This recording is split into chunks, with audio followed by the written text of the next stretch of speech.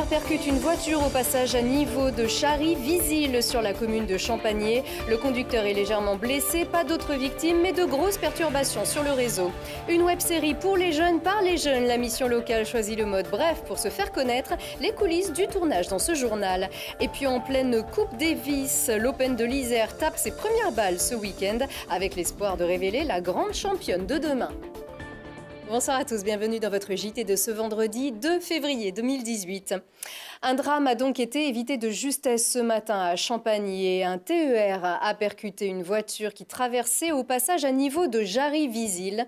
L'automobiliste s'en est sorti légèrement blessé. Il a pu sortir seul de son véhicule en partie pulvérisé. Les secours ont pu arriver rapidement sur place. Aucun blessé parmi les passagers de ce TER qui effectuait la liaison Gap-Grenoble. Les précisions au micro de Mathias Arez.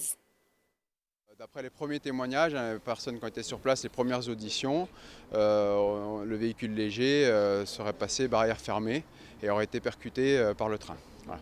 Donc on a une personne qui a été évacuée par le SMUR, qui se transportait sur place à l'hôpital Nord et a priori serait blessée légèrement.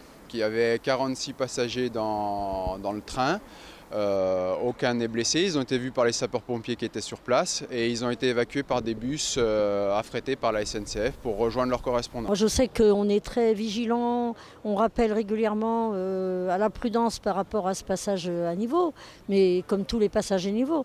Après, justement, comme on est vigilant, on n'a pas eu du tout de témoignage qu'il y ait eu quoi que ce soit comme problème sur ce passage. De toute façon, il est entretenu, il est surveillé et même nous, on est aussi un peu vigilants. Moi, je sais que c'est un peu devenu un réflexe. Après les accidents qu'il y a eu, on a tendance à regarder. Là, on a une grande ligne droite de part et d'autre, donc on voit bien s'il y a un train. La personne est blessée, semble-t-il pas très gravement, et je pense qu'on peut dire que c'est un miracle quand même. Je ne sais pas que j'y crois forcément, mais on le dit dans le langage courant, c'est un miraculé. Vu l'état du véhicule, c'est miraculeux.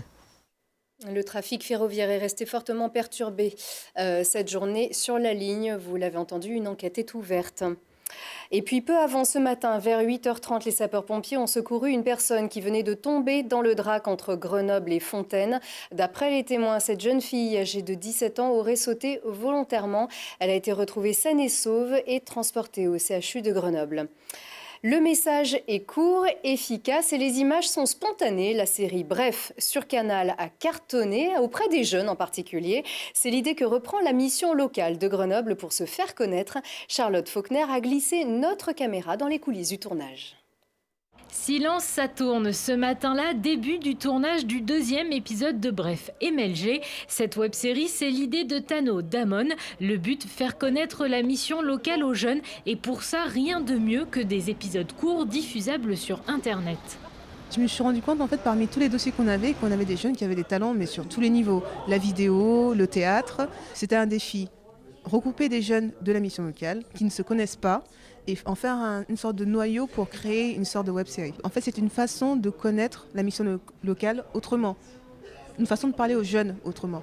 Après un premier épisode où les jeunes s'inscrivent à la mission locale, ils sont cette fois-ci confrontés à leur image sur Internet. Au total, une dizaine de jeunes amateurs travaillent sur le projet, un crew metteur en scène, scénariste ou encore acteur. Déjà, ça permet de mieux communiquer, par exemple avec autrui ou autre. Puis ça permet aussi d'expliquer un peu à quoi ça sert la mission locale.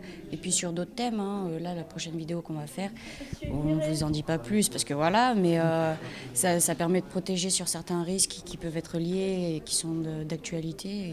Derrière la caméra, en revanche, ce ne sont pas des amateurs. Unity System vient donner un coup de main pour la réalisation et le montage. Donc on filme beaucoup, on est beaucoup amené à filmer, à monter des vidéos, on prend plaisir à le faire, c'est vraiment une passion aussi.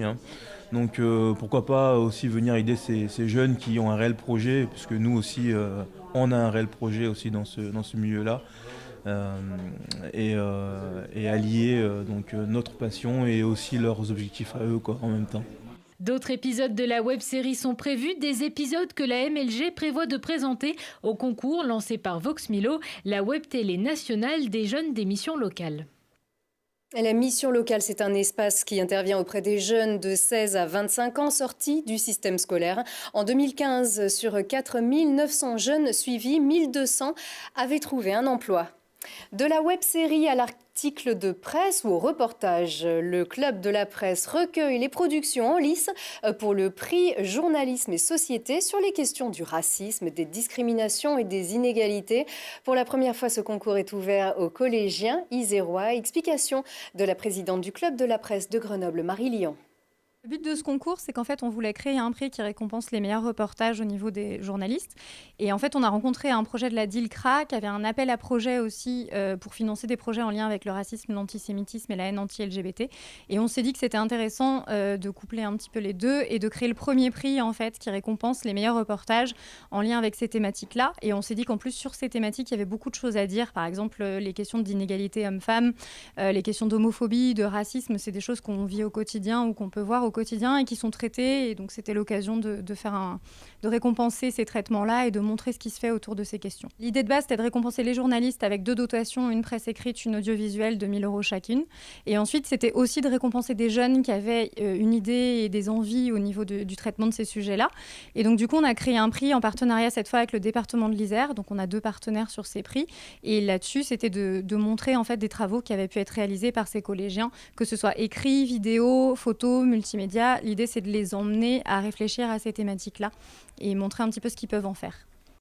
Vous l'avez entendu, pour les professionnels, pour les journalistes, il y a 1 000 € à la clé. Les collégiens, eux, se verront verser la somme de 300 €. Fin du dépôt des candidatures le 16 février via le site du Club de la Presse. La remise des prix aura lieu en mars. Les sports, la Coupe Davis bat son plein et le Grenoble Tennis a d'ailleurs dû reporter son événement pour cette raison. Le 8e NJ Open de l'Isère débute ce samedi dans les nouvelles structures couvertes du Grenoble Tennis, rue du Repos.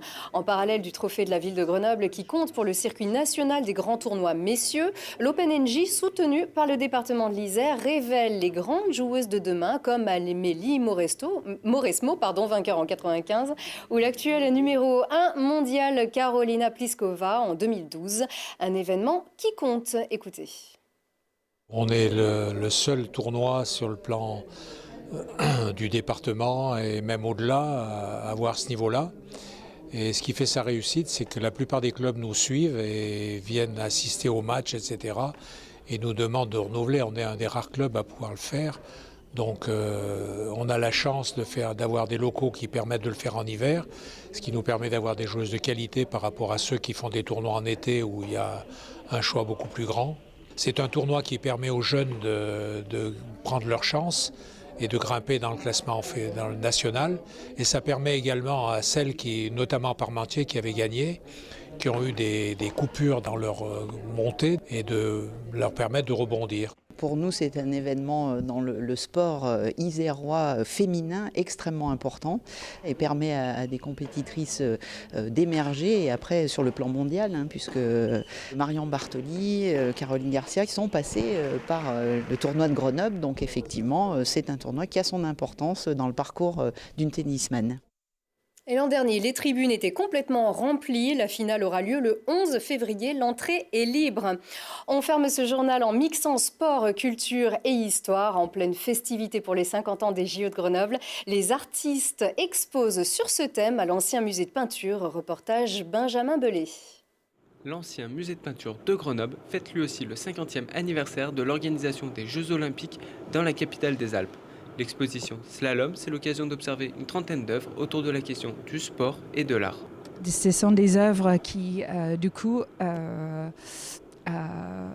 relèvent d'un certain défi performatif, comme le sport peut le faire, pour mettre en place des œuvres qui sont en quelque sorte en mouvement. Slalom, c'est un travail participatif et collaboratif entre des étudiants de l'École supérieure d'art et design de Grenoble et des professionnels. On peut admirer, entre autres, les travaux de Claude Klasky, Ange Lexia et du photographe Li Hong. J'avais voulu rechercher un effet, comme dans la peinture chinoise, un effet de brume, parce que dans la peinture chinoise, l'effet de nuages et de brume sont très présents et ça représente beaucoup d'émotions et d'énergie pour nous. Pour le 50e anniversaire des Jeux Olympiques d'hiver, j'ai voulu mettre en avant le mouvement dans le sport. des courbes et qui se touchent et qui se croisent. Amateurs d'art, sportifs ou simples curieux, tout le monde peut venir slalomer entre les œuvres jusqu'au 18 février. Et pour les suites des festivités, on attend le triple médaillé d'or Jean-Claude Killy de retour à Grenoble lundi. En fin de journée, au musée dauphinois, il sera toujours là pour le grand temps fort du mardi 6 février, avec un anniversaire haut en couleur fêté par la ville de Grenoble toute la journée, et notamment avec un grand spectacle chorégraphique et pyrotechnique à 19h30 à l'anneau de vitesse. À suivre sur Télé Grenoble, le Récap Info, la députée Modem de l'Isère, Élodie Jacquier-Laforge. Elle répondra aux questions de Christophe Reville, une émission à revoir samedi à 12h et 18h30.